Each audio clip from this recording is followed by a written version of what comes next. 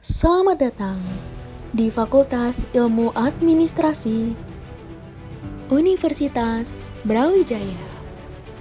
Sesuai dengan pedoman keselamatan kesehatan kerja di lingkungan Fakultas Ilmu Administrasi Universitas Brawijaya.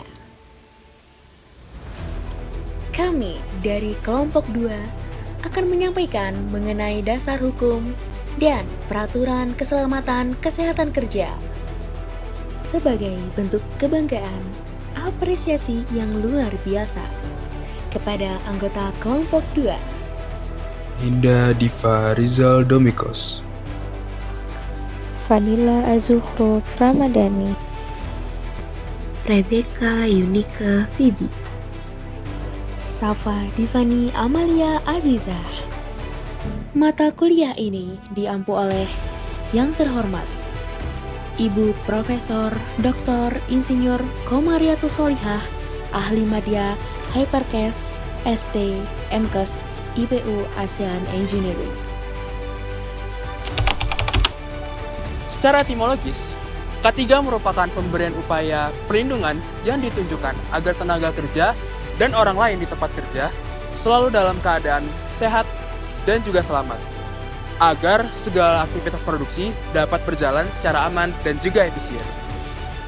Secara filosofi, K3 merupakan suatu konsep berpikir dan upaya nyata untuk menjamin keamanan tenaga kerja dan setiap insan pada umumnya, beserta hasil karya dan budaya dalam upaya mencapai adil, makmur, dan sejahtera.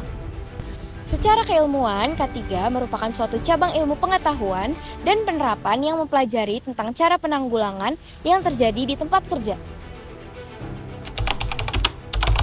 Tujuan pelaksanaan K3 adalah agar tenaga kerja mendapatkan perlindungan atas keselamatan dalam pekerjaannya, serta orang yang berada di tempat kerja terjamin pula keselamatannya, dan agar sumber-sumber produksi di tempat kerja dapat dipakai secara aman dan efisien. Tujuan pelaksanaan K3 dapat terpenuhi melalui kampanye, pemasyarakatan, pembudayaan, kesadaran, dan kedisiplinan. Perundang-undangan K3 didasarkan pada beberapa dasar hukum. Yang pertama, pada pasal 27 ayat 2 Undang-Undang 1945 yang berisi tiap warga negara berhak atas pekerjaan dan penghidupan yang layak bagi kemanusiaan.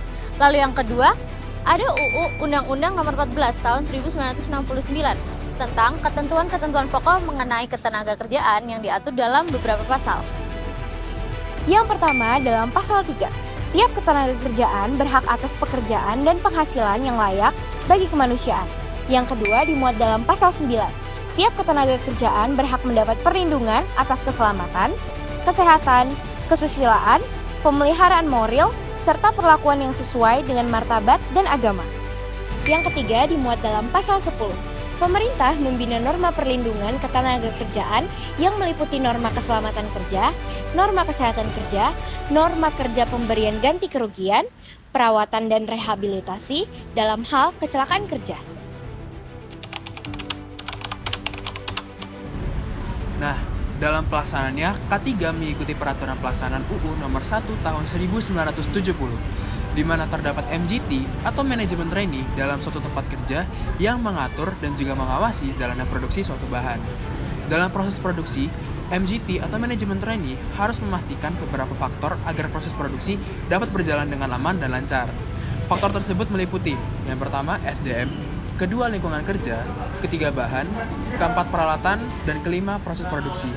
Jika kelima faktor tersebut sudah sesuai dengan standar, maka proses produksi dapat berjalan dengan lancar.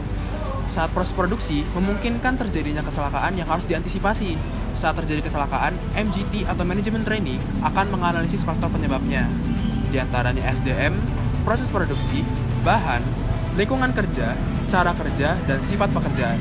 Nah, dalam analisisnya juga, MGT atau Manajemen Trainee terkait kecelakaan kerja yang sudah terjadi, sifat pekerjaan itu adalah merupakan faktor utama yang dapat menyebabkan kecelakaan.